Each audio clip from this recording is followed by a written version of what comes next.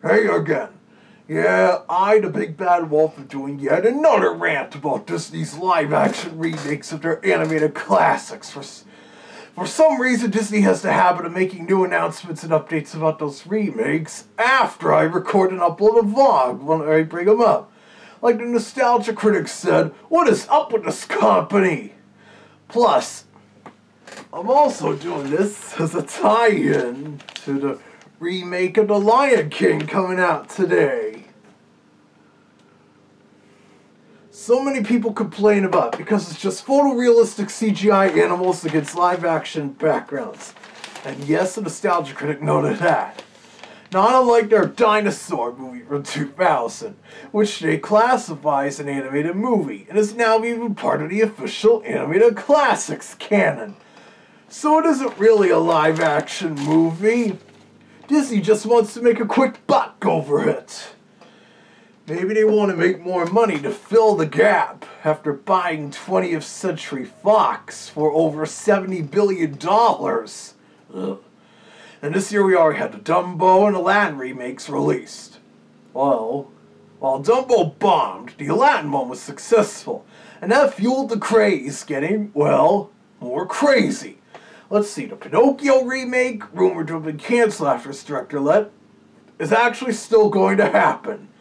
And I already talked about the Mulan remake coming out next year and how it's not going to be a musical and will be more serious, and the Little Mermaid remake starting to get into production.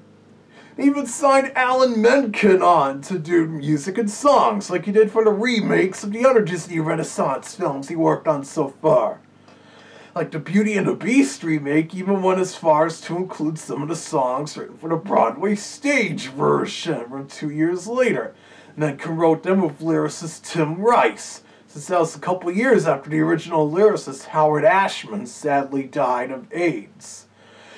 Also this year we're getting a live-action remake of Lady and the Tramp that's going directly to the Disney Plus streaming service.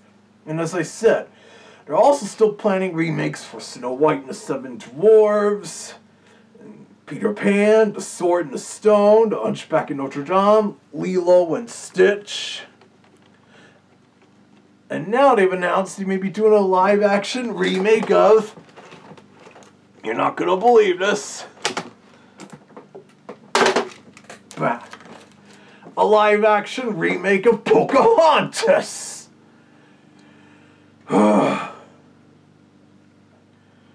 What the heck?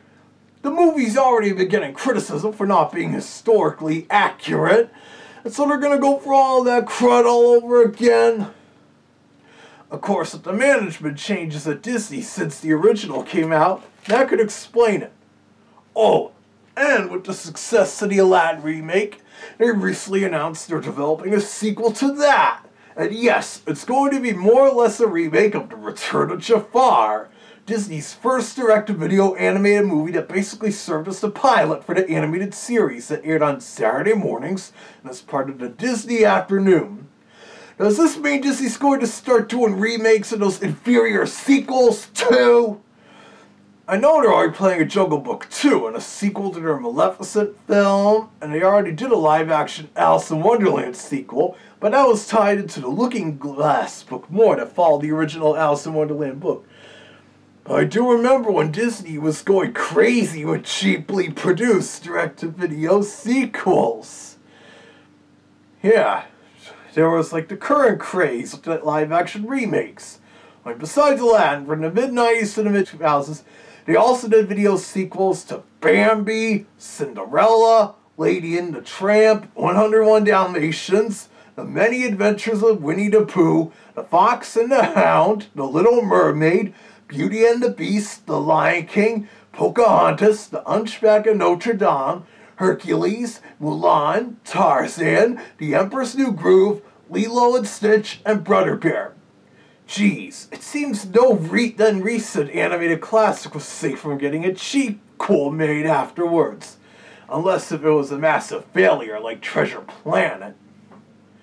It got to the point where Saturday Night Live did some hilarious parodies of all those sequels as part of their Saturday TV Funhouse animated showcase. Look! It's Beauty and the Beast Hawaiian Adventure! teacher.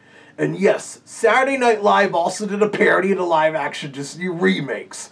Over 4 years ago when the Cinderella remake was coming out, and they announced a few other remakes at the time, in which they did a fake trailer for a Bambi remake, where the animals are all weird half-human petting zoo people vowing revenge on man for killing Bambi's mom.